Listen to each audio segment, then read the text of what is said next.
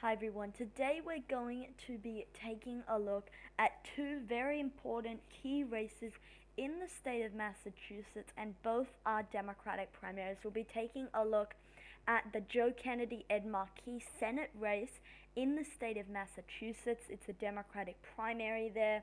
Vote on September 1st there in Massachusetts for either of these candidates. Um, and the other race we'll be taking a look at is Mayor Alex Morse going up against Congressman Richard Neal in the state of Massachusetts. So this is the polling website here, Real Clear Politics, for the Massachusetts Senate Democratic primary, and it has some interesting, very interesting, I guess, information. The very first poll we got out here, Change Research, done in that would be 2018, I believe. So Kennedy was up 17% there, and he was at 42%. And right now he's basically stayed about the same amount of support, 42 to 44, whereas Markey has gained a lot of support, 25, 26, all the way up to 44%, and that's actually quite unusual for an incumbent to do. Um, that's quite unusual for an incumbent to actually gain that much support. Usually, you would be saying, "Oh, Kennedy's probably the incumbent, and Markey is the insurgent in this situation." By looking at the polls, however, Markey is the incumbent, and Kennedy is the one trying to take him down. And if you just take a look at the four most recent polls, they're actually in a statistical tie here, 44.8% to 44.8% here. Kennedy plus two, so actually they are in a statistical tie. However, the two most recent polls do have Markey leading, and it seems that the momentum is definitely with Ed Markey. The latest poll has him at a plus 15 on Joe Kennedy, and to be clear, I don't think that Markey's going to win by 15. And I'll be giving my prediction at the end as to who's going to actually take this primary race. But it's incredibly clear that this race is closing, and the two most recent polls here do have Markey leading there. Here's this article from Politico. Here, Kennedy allies sweat as Massachusetts Senate race tightens. Incumbent Ed Markey wasn't supposed to have a prayer against Joe Kennedy, but his policy-heavy campaign is gaining traction. And I sort of feel like Ed Markey is sort of like the Bernie Sanders of Massachusetts. He's sort of, piling up all of these policies, and he is sort of much older, right? That's one of the things um, that's relatable between Markey and Sanders, but there's like there's a lot of things here to take a look at.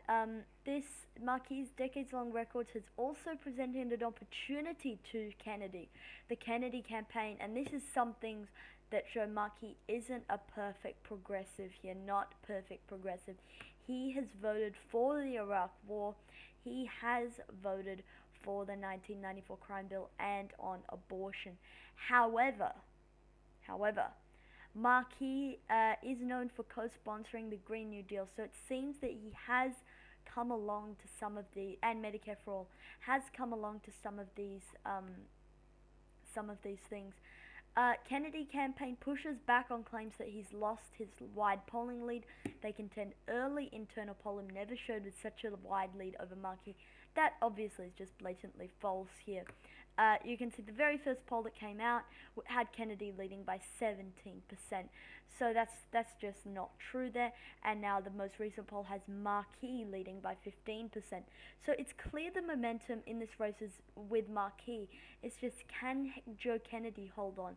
This article from CNN here, Massachusetts Ed Markey tries to defend his seat from a Kennedy. And this is very interesting. I actually didn't know that Joe Kennedy didn't initially think he could run for Senate.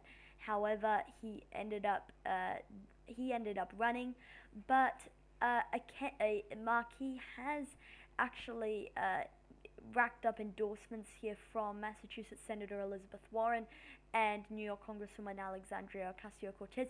Notably absent is Vermont Senator Bernie Sanders. He is not endorsed in this race, which is a bit weird, but I guess he doesn't want to have that sort of. But generally, the people in the Senate generally endorse the incumbents in the Senate more than they endorse House incumbents in general. But, it's not always that way. AOC has endorsed against Kennedy, who she serves alongside with. But, but yeah, one dynamic of this race, old versus new, is, Joe Kennedy is trying to paint himself as a very new sort of person on the scene that can be countered by the Markey campaign, by his family, and how his Kennedy name has really sort of probably propelled him to be in contention for this race. This is the Wikipedia page here, the 2020 Senate election, and many people have endorsed in this race. Look at all of these people who've endorsed these different people. So in the Kennedy race, you got many of these many representatives here. Some of whom will be familiar. Colin Allred may be familiar. Joaquin Castro, Jill Cisneros, Angie Craig, Sharice Davids, Raul Grijalva. This one's surprising to me because he endorsed Bernie Sanders in 2016. Pramila Jayapal, that's also very surprising. Just because she has endorsed Bernie in the past. Connor Lamb and Kirkpatrick, Beto O'Rourke, Nancy Pelosi. This is a very recent one. Nancy Pelosi has endorsed Kennedy in this race, which is surprising to me. Normally they don't tend not to get involved in these sort of races, but Mark Buchan has endorsed, Katie Porter has endorsed, Elisa Slotkin has endorsed, Yoshi Torres Small has endorsed, Lauren Underwood. So a lot of these names could be familiar to some people. But Ed Markey similarly has racked up endorsements. Many senators here: Cory Booker, Catherine Cortez Masto, Dick Durbin, Joe Manchin, Chuck Schumer, Jeanne Shaheen, Elizabeth Warren as well. This is very interesting here. Some representatives, even from Massachusetts, have endorsed against Joe Kennedy. So maybe that shows something about him. A lot of state representatives here, likely a combined endorsement of Ed Markey. Adi Barkan, some people knows. Bill Owens, possibly as well. Jamal Bowman, Zephyr Teachout, Tom Steyer, Raphael Warnock. So a lot of different people here have endorsed. So this is basically the polling roadmap right now. Basically, Joe Kennedy has mostly held a lead. There have been some recent polls here that show Markey surging. The UMass Amherst poll, I believe I have here. Yeah, this is it. So this one was very surprising to me. This is what one word would you use to describe? Experience comes up, progressive comes up, old comes up, seasoned, good, useless, dedicated, liberal, reliable, hardworking, smart. So some positive and negative connotations. What word would you describe for Joe Kennedy? So these aren't necessarily the best. Entitled, Kennedy, young, ambitious, loser, opportunist, good. So a lot of different people here. This is on each of the specific issues. So on the economy, Markey leads healthcare, taxes, education, climate, race relations, President Trump, transportation, COVID-19 crisis. Who do you think does the best job? So they go on here, but basically top line. I mean, this is a very good poll for Ed Markey. There's, sorry, we'll get onto that in a second. There's another more recent poll here, the Markey-Kennedy race, Markey at 44-42. So overall, this, to me, this could go either way. This is neck and neck right now. This Markey plus 15, I think, is a bit of an outlier. Same thing with this Kennedy. So all of these polls, aside from the plus 15 and the plus 16, are really sort of margin of error polls that could go either way. But it's clear Markey has the momentum right now, and he's just put out what I think is a killer of an ad here in this Senate race. This is just a portion of it. You can find the full ad on YouTube, the Ed Markey. Go onto Ed Markey's YouTube page. It's called the Green New Deal Maker. But this is, I think, is a very good ad there by the Markey campaign. Let's go ahead and take a look. President Biden signs the Green New Deal. We can't wait. You gotta have folks in the United States Senate who are willing to stand up for working people. That's who Ed Markey is. I need Ed Markey in the United States Senate. We asked what we could do for our country. We went out. We did it. With all due respect, it's time to start asking what your country can do for you. So some of you may remember the JFK speech, obviously. You should not ask what your country should do for you, but what you should do for your country. Markey flips that, running against a Kennedy. I thought that was a politically risky move, but I mean, when it's a neck and neck race, you got to be all in, right?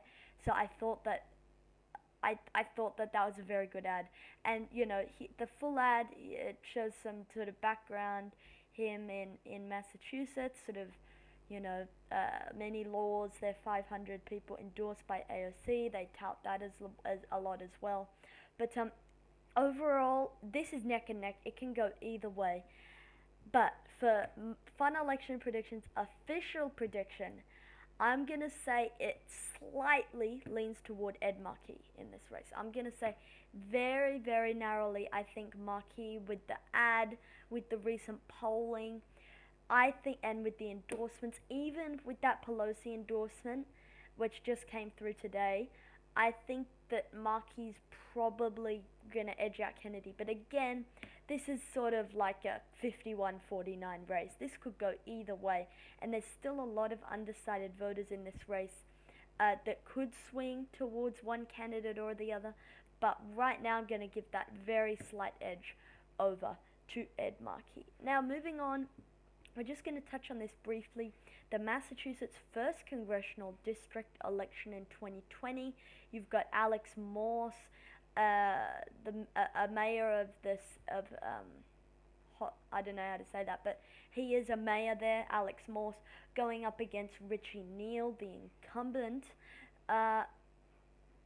So this could go, this one, there's quite a bit of background, and I recommend that you follow The Intercept. They're doing quite a bit of reporting. Ryan Grimm is doing reporting on this race, so you might want to follow him. But Richard Neal. So basically, the background to this race is that Alex Morse has been running for about a year, but never sort of really gained traction. However, he had a scandal. He had a scandal quite recently. I believe it was in Politico. It broke the story that he was engaging in what the people at the time said were inappropriate sexual activities. However, it turned out that there was some shady stuff going on behind the scenes, and actually now Alex Morse is the one who seems to have done better from the whole this whole thing. And there's a new poll out that only shows him down by 5%. So this could, again, I'd still, in my prediction, I'd still give the edge over to Richie Neal. He's racking in endorsements after that poll. But, I mean, Alex Morse still, I'd say, probably has a very solid 25% chance of winning this race. This sort of came on the people's radars very late in the game. So, Richie Neal, I think, probably going to edge out Morse in the 1st Congressional District. Markey narrowly edges out Kennedy in the Senate race.